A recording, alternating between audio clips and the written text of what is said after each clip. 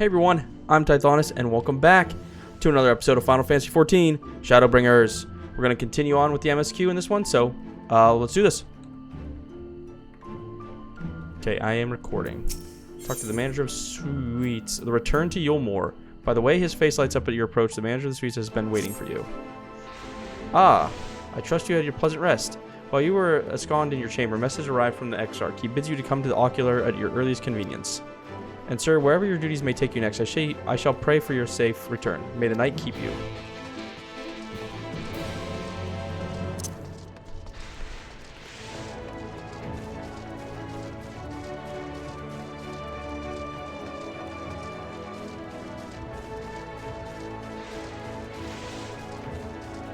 Jeremy, you teleporting to me?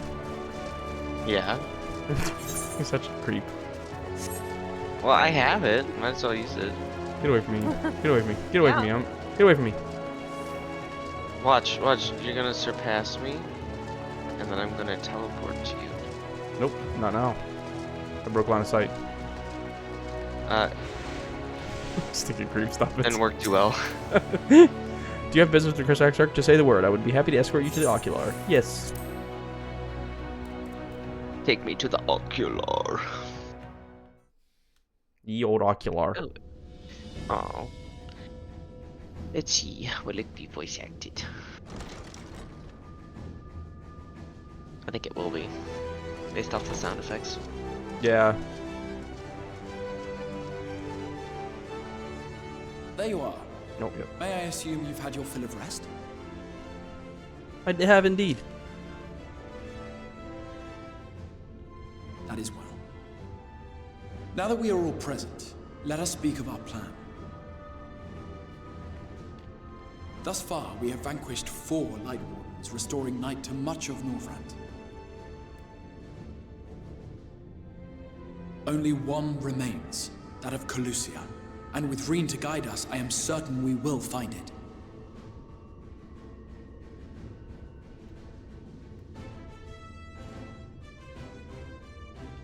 We're so close now. If we can just take care of this one last warden, we'll rob the Sin Eaters of their final foothold and drive them out of Northrend once and for all. It will be a new beginning for the First, a chance for the people to rebuild their world. In short, a prize worth fighting for. And in thus delivering the First from destruction, so too shall we unsow the seeds of the 8th umbral calamity. Do you hear? Your dreamed of rejoining is in jeopardy. Are you sure you're not tempted to intervene?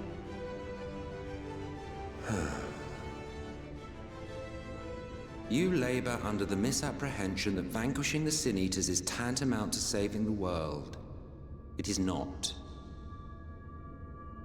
In truth, you only delay the inevitable, lengthening your fleeting lives by the smallest of margins.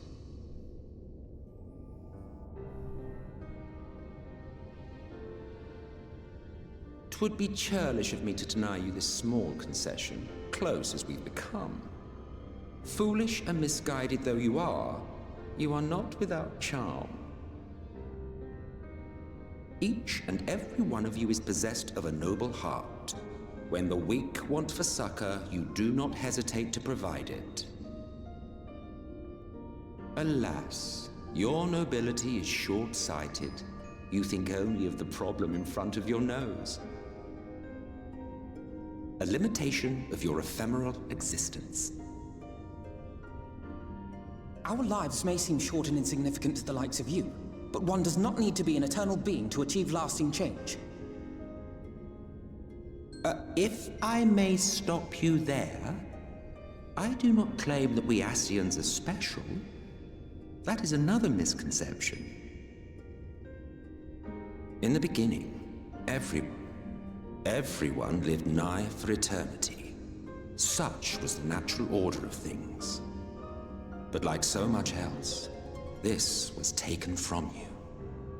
Interesting.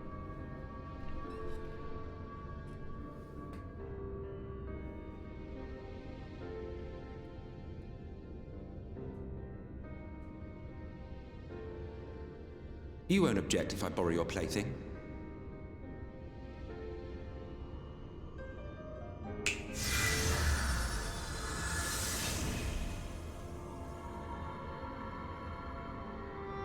In the distant past, when the world was one and whole, a great calamity threatened all life. It began without warning. The very laws of the star were warped and broken, and chaos swiftly spread throughout the land. Faced with annihilation, we sought to imbue the star with its own will. Thus was Zodiac born, and by his power was order restored.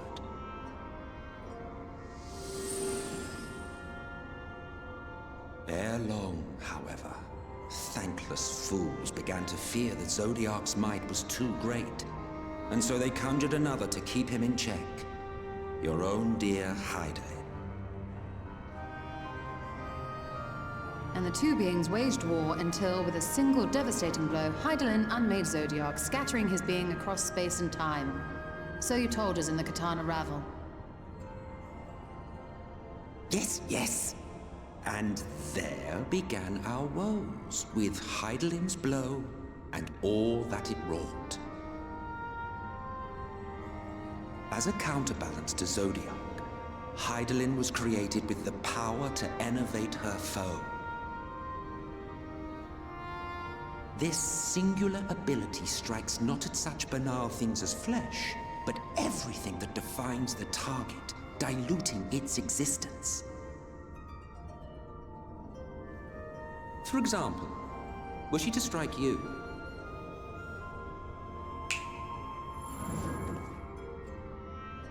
two individuals, identical in appearance yet reduced in all respects, strength, intelligence, the soul itself, all is halved.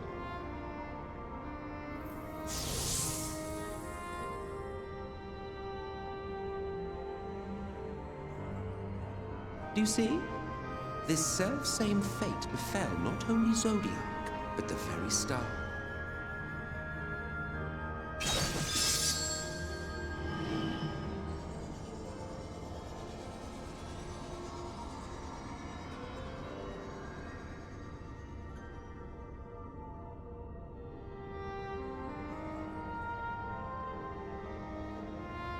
Only 3 were fortunate enough to escape the Sundering. Me being one of them.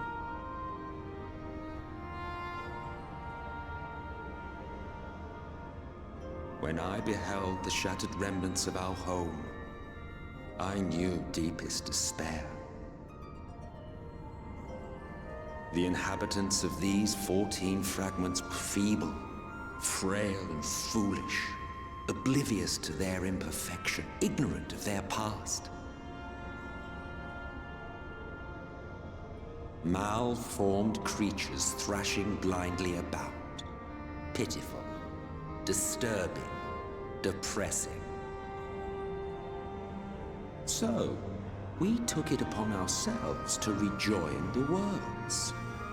But in our eagerness and, I confess, our ignorance, we erred and made a useless void of the 13th.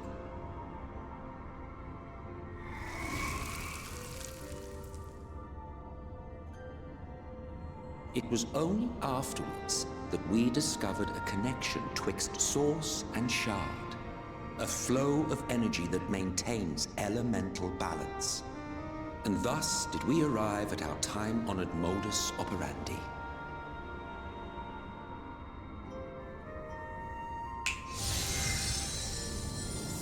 From a purely Asian standpoint, it could be said that what you seek to do is only logical.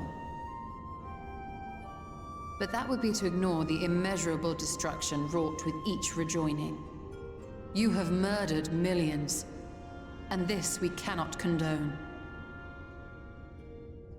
By your fragmented existence, you continue to give rise to tragedies far crueler than any calamity. But yes, moral relativism and all that.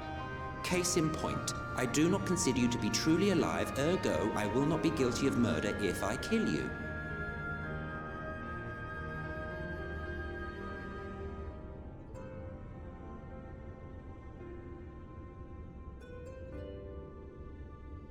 Oh, don't look at me like that. You for whom I have only the highest expectations. A vaunted hero of the Source, 7 times rejoined.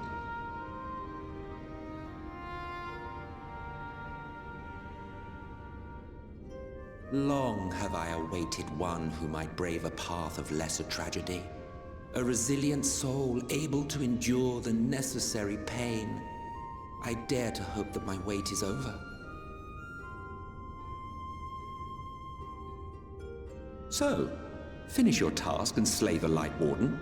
Make proof of your usefulness, and then we may speak again.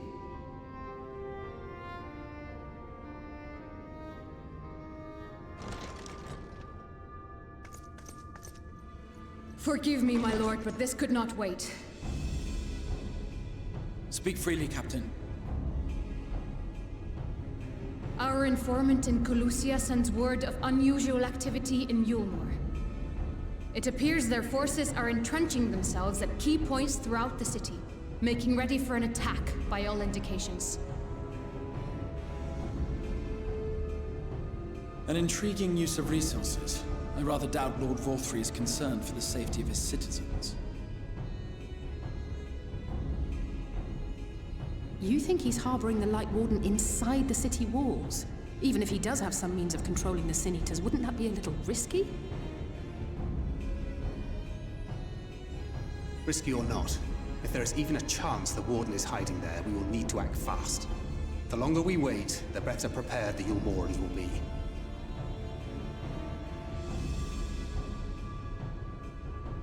Agreed. See to your preparations then and make for Colusia. God's willing, this hunt will be the last. Let us see it through to the end.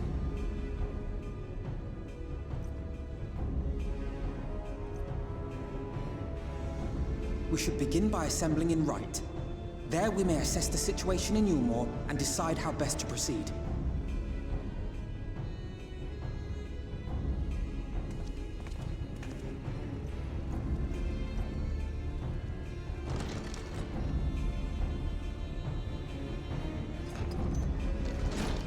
Okay.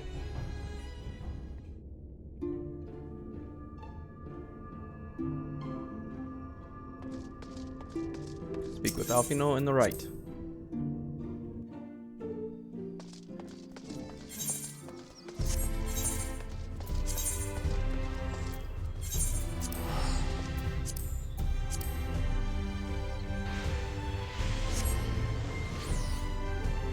Oh, he got me just in time. Okay. Alright, let's prepare for battle. Alright, so next up, Yulmore. Alright, that'll do it for this one. Thank you all so much for watching. Please don't forget to leave a like, comment, subscribe, hit that bell to be notified of new episodes, and as always, I'll catch you in the next one. Alright, thanks. Bye-bye.